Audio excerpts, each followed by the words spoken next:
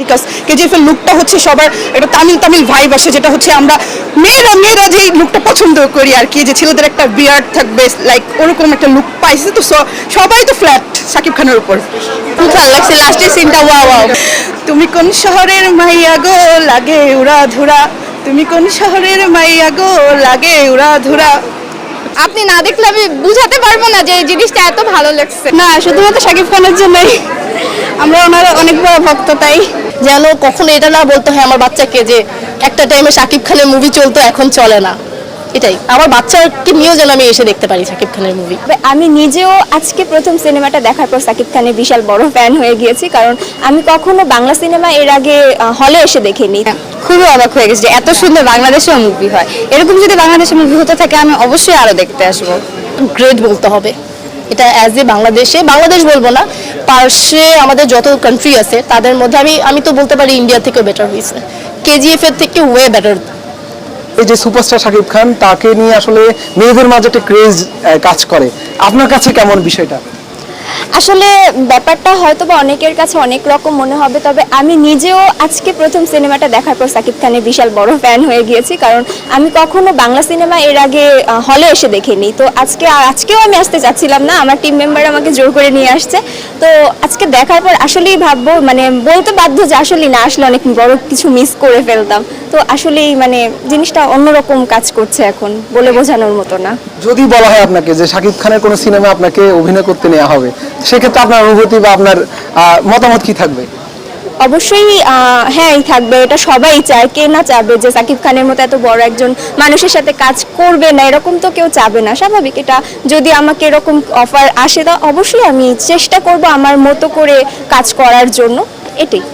আচ্ছা, এই যে আর এই সিনেমায় অনেক আরো অভিনেতা রয়েছেন, তাদেরকে নিয়ে বলেন ছোট করে। আসলে প্রত্যেকের ক্যারেক্টারটা আলাদা আলাদা, যে যার পার্টটুকু আমি আসলে রিভিল করতে যাচ্ছি না, কারণ এখন রিভিল করে দিলে যারা নতুন আসবে দেখতে তাদের মধ্যে যে আগে থেকে যে উত্তেজনাটা কাজ করবে সেটা আর করবে না। তো আমি বলবো যারা এখনো দেখেনি তারা আসুক এবং সিনেমাটা দেখুক, না দেখলে আসলে অনেকগুলো মানে মজার পার্ট মিস হয়ে যাবে। না, মুভিটা আসলে অনেক ভালো ছিল। আমার যতটুকু আমি মুভিটা দেখার আগেও এতটুকু ভাবি নাই যে এরকম হবে, জাস্ট ওয়াও ছিল মুভিটা। সাকিব খানের অভিনয় তো সেখানে সবচেয়ে বেশি বেস্ট হয়েছে। দেন হচ্ছে আমি বলবো মিমি, কজ সাকিব খান হচ্ছে বাংলাদেশের নায়ক হিসেবে ওর যে অ্যাক্টিং স্কিলটা অনেক আপার হয়ে গেছে, অনেক আপার।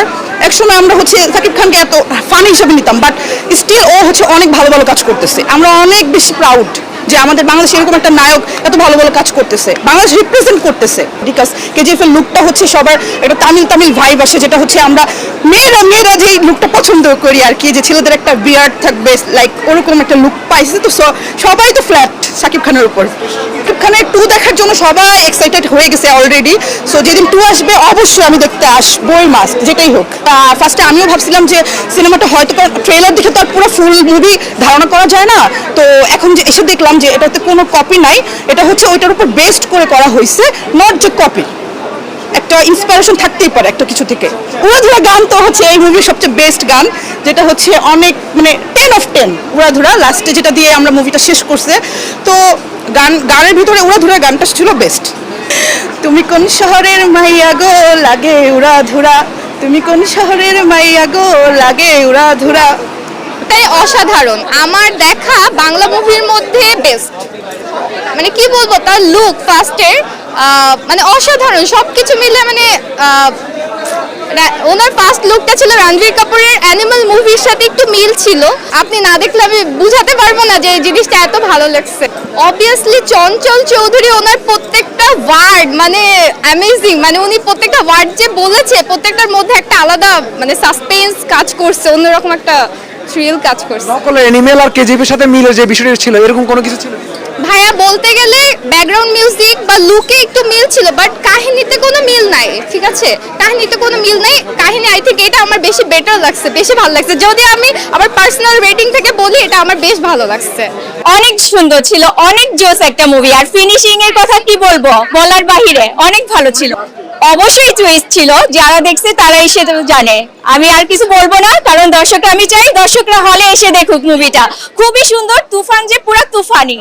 শাকিব খান তো অসাধারণ সুন্দর মানে অ্যাক্টিং করেছে, কিন্তু আমি বলবো চঞ্চল চৌধুরীর কথা, সে তো অসাধারণ একজন অ্যাক্টর, আর এখানে তার এটা অনেক সুন্দর। বলছি কেজিএফ যে অ্যানিমেল যে না না না, এটা আমারও ধারণা ছিল যে কেজিএফ এর কিছুটা ভাবস আছে, কিন্তু সত্যি বলতে সেটা কিছুই না, একদম সুন্দর একটা মুভি। কেজিএফ তারপরে এইটা কোনো কিছুই না, অ্যানিমেলস এটার মতো না। আচ্ছা, কেমন লেগেছে সিনেমা দেখেছেন? খুবই ভালো লেগেছে এই সিনেমা, মানে বাংলা সিনেমা। আমার এটা সেকেন্ড বার দেখা, সাকিব খানের ফার্স্ট সিনেমা, তাও থিয়েটারে।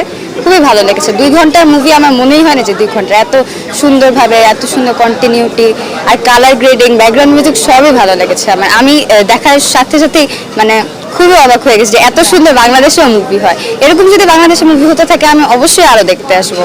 যে কেজিএফ অ্যানিমেলের সাথে অনেকটা মিল থাকবে এমন একটা কথা উঠেছিল, কেমন আপনার কাছে কি মনে হয়েছে সিনেমা দেখে? বাংলাদেশে মানে মিল থাকলে তো আরো ভালো, কারণ বাংলাদেশে এরকম টাইপের মুভি কখনো হয়নি। এরকম টাইপের মুভিগুলো দেখে খুবই মজা। মিল থাকতে পারে, বাট একেবারে মিল বলতে পারে গল্পে মিল ছিল না। গল্পটা খুবই ইউনিক, খুবই নতুন। লুকে থাকতেই পারে, ততটা মিল ছিল না। দেখে মনে হবে যে মিল, কিন্তু আলাদা ছিল। আচ্ছা, গান কেমন লেগেছে? গানগুলো খুবই সুন্দর, গানের টাইমিং গুলো সুন্দর, গানগুলো খুবই ভালো। স্পেশালি দুষ্টু কুকিল কুকুকু, ওইটা তো ভালো লেগেছে। উড়াধুরাটা শুনেছি, বাট এটা ফার্স্ট শুনেছি, ফার্স্ট শুনে ভালো লেগেছে অনেক। আমার দুলা ভাই বোন আমাকে নিয়ে এসেছে, তাহলে দেখতে এসেছি, নাহলে দেখা হতো না।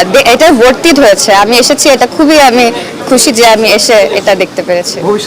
ভবিষ্যতে এরকম যদি মুভি হয়, রায়হান রাফির এরকম, সাকিব খান কিনা, অবশ্যই তুফান 2 রিলিজ হলে অবশ্যই আমি দেখতে আসবো। তুফানে তো অনেক শক্তিমান অভিনেতা আছেন, চঞ্চল চৌধুরী আছেন, তাদের অভিনয় টপ নচ, সবার অভিনয় টপ নচ ছিল আমার মনে হয়। কারো এরকম মনে হয়নি যে অভিনয় টপ নচ হয়নি, সবই ভালো। কেমন দেখেছে? খুবই ভালো লেগেছে, তার অভিনয় টপ নচ। আর লাস্টের টুইস্টটা খুবই ভালো, দেখলে বোঝা যাবে অনেক। আচ্ছা, এই যে পাশে শাকিব খান, বাংলাদেশের সুপারস্টার, পাশে আপনি দাঁড়িয়ে আছেন, সিনেমা দেখেছেন কিছুক্ষণ আগে, কি কেমন দেখেছেন সিনেমা এবং কি অনুভূতি হচ্ছে এখন? অনুভূতি যদি অ্যাজ এ ভিউয়ারের পার্সপেক্টিভ থেকে বলি, তাহলে বলবো বাংলাদেশের মুভি আসলে আগের সাকিব খানের যে মুভিগুলো দেখেছি ওটার মতো একদমই না, একদম পুরো আলাদা। অনেক মানুষ বলছে যে কেজিএফ এর কপি বা এটা ওটা অনেক কিছুই বলছে, বাট এটা আসলে খুবই ইউনিক একটা সিনেমা। সব থেকে ভালো লেগেছে কালার গ্রেডিংটা, টাইম সেশনটা যেটা দেখাইছে রায়হান রাফি, ওটা অসম্ভব সুন্দর ছিল।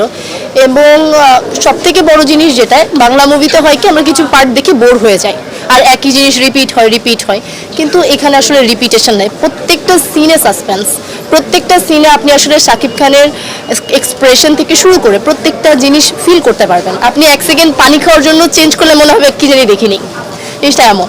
তো অসম্ভব। আমি আসলে অ্যাজ এ বেঙ্গলি অনেক গর্বিত ফিল করতেছি যে এতদিন কেজিএফ ছিল ইন্ডিয়ার এটা সেটা, বাট আমাদের বাংলাদেশেও এমন একটা মুভি হওয়াতে আমরা যারা ইয়াং পিপল তারা আসলে খুব ইন্সপায়ার ফিল করতেছি বাংলা মুভি দেখার জন্য এবং মুভিতে কাজ করার জন্য।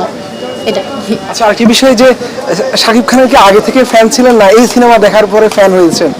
শাকিব খানের ফ্যান কে না বলেন তো? বাংলাদেশে এমন একটা মানুষই খুঁজে পাবেন না যে আসলে শাকিব খানের ফ্যান না। সে বরাবরই অসম্ভব ভালো অ্যাক্টর, এবং সব থেকে বড় জিনিস হচ্ছে বাংলাদেশের অ্যাক্টররা না একটা সার্টেন এজে এসে তারা স্টপ করে দেয়, কাজ করা বন্ধ করে দেয়, বাট ওনাকে দেখলে আসলে ইন্সপায়ার ফিল হয়। উনি অসম্ভব নিজেকে বদলাতে পারে, টাইম টু টাইম নিজেকে আপডেট করতে পারে। সো বলবো যে সবসময় ফ্যান ছিলাম, এবং ছোট্টবেলা থেকে সাকিব খানকে দেখে বড় হচ্ছি, তো কখনোই বলতে পারবো না যে তাকে পছন্দ না। এটাই। শাকিব খানের উদ্দেশ্যে দর্শক হিসাবে কি বলতে চান? আমি যদি আমার পছন্দের স্টারকে উদ্দেশ্য করে কিছু বলতে চাই, তাহলে বলা হবে যে আপনি আসলে কখনোই থেমে থাকেন না, বয়স যেটাই হোক না কেন, নিজেকে সময়ের সাথে আপডেট করে যেভাবে আপনি কাজ করে যাচ্ছেন ওইটা কন্টিনিউ করুন। যেন কখনো এটা না বলতে হয় আমার বাচ্চাকে যে একটা টাইমে শাকিব খানের মুভি চলতো এখন চলে না। এটাই, আমার বাচ্চাকে নিয়েও যেন আমি এসে দেখতে পারি শাকিব খানের মুভি। আচ্ছা, এই সিনেমায় আরো কয়েকজন শক্তিমান অভিনেতা ছিল, চঞ্চল চৌধুরী ছিলেন, তাদের অভিনয় কেমন লেগেছে বা তাদের আসলে এই সিনেমায় ভূমিকাটা নিয়ে যদি বলতেন? চঞ্চল চৌধুরী তো বরাবরই, ওনার কথা আমি কি বলবো, অতুলনীয়। উনি যেখানেই যাবেন ওই জায়গাটা তার রক। সো চঞ্চল চৌধুরী আসলে এমন একজন অ্যাক্টর যার বডি ল্যাঙ্গুয়েজ থেকে শুরু করে প্রত্যেকটা জিনিসের মধ্যে শেখার কিছু আছে।